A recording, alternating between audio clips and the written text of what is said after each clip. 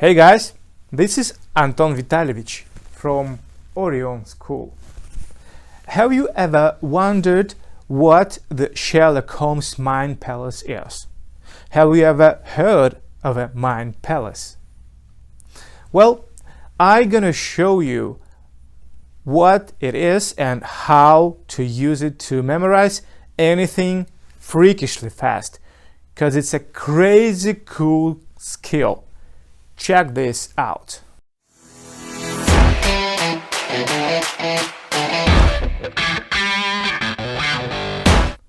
So, what is a mind palace?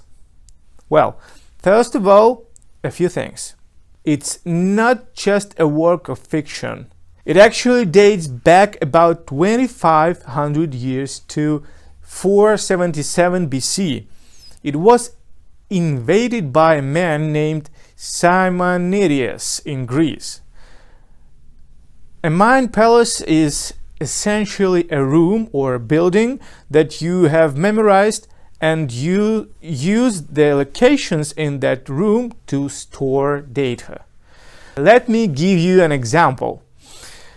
You enter your friend's house. You take off your jacket when you walk in the door, and then you set your jacket down in the chair. You go throughout the party, spend time at a friend's house that day, and then 3 or 4 hours when it comes time to leave, you know exactly you need to go back to that chair to get your jacket. Why? Because the chair held the jacket in your brain, and that is exactly what Mind Palace is.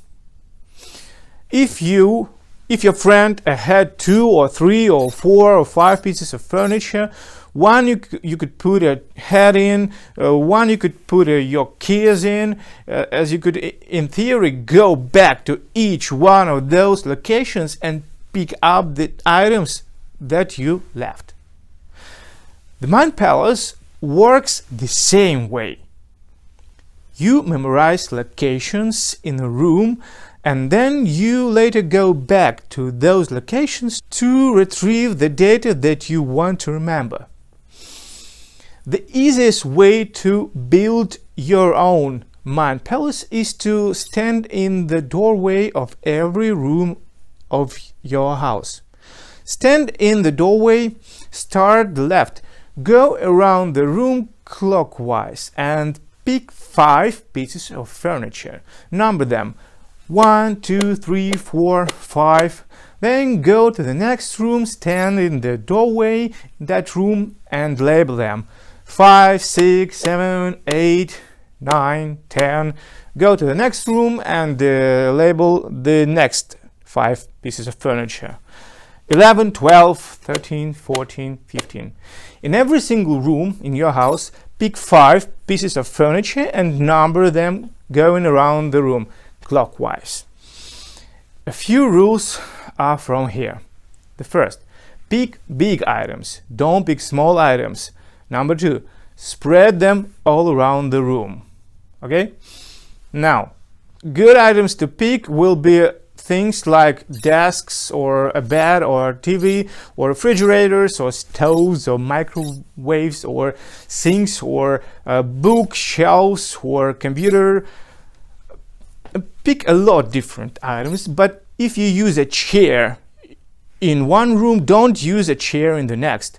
These locations are going to be places where you gotta mentally store data in your mind palace.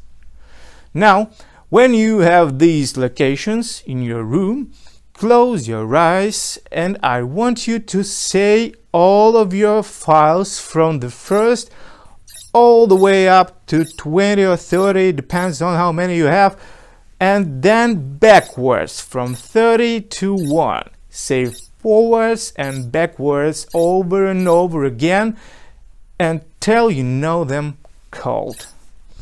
Then you can tell somebody to ask you, what was number 10? And you could say that it was exactly like this. Next, A common objection to this is sometimes people say, wow, this is too much work. I really want me to number all these pieces of furniture in my house and memorize all these pieces of furniture just to memorize a list of words or something else. That's not really true. You already have these locations memorized. I'm not asking you to memorize your house. You already have it memorized, you know? I'm just asking you to number it. And when you have it numbered, it's gonna be a crazy cool skill that you can use to memorize anything you want. Now, let me give you an example how you would use this to memorize something. Let's say that you want to memorize a list of words. On that list of words, number 8 was a dog, for example. Well, you have already determined what your 8 file is. Maybe it was your bed or your dresser or your desk or your computer. Let's say it was a computer, okay? If number 8 is your computer and I give you the word dog to memorize, you visualize a dog on your computer. The dog's biting the computer, the dog's barking at the computer, the dog's running around the computer. The more action, emotion you see, the better. Then I say number 9 is water. And let's say that your number 9 piece of furniture is a chair. Well, you see the chair in your brain and you imagine water pouring out of the sky. The water goes all over the chair. Then later, when you want to recall the data, you go back around your mind palace, and on the number 8 spot, the computer, you see a dog. So you know the word was a dog. On the number 9 spotted chair, you see water. So you know that number 9 was water. It's easy. You always use every file in chronological order. And what I mean by that is this. If I say number 8 is a dog, and you think, oh, my number 13 piece of furniture is the mat where my dog sleeps, I'm just going to imagine my dog there on the number 13. Don't you do that. You put the dog in the mind palace in the order that it falls. If it's the first word, you put it on the first piece of furniture.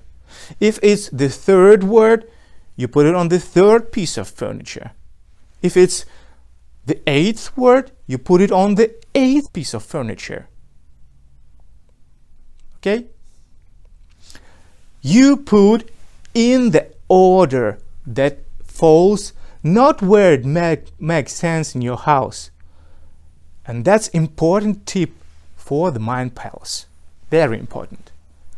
Alright guys, that is the Sherlock Holmes Mind Palace, and I have used it for over a decade to memorize all kinds of things, lists, books, poems. I hope you enjoyed this video and thank you for watching. Bye bye.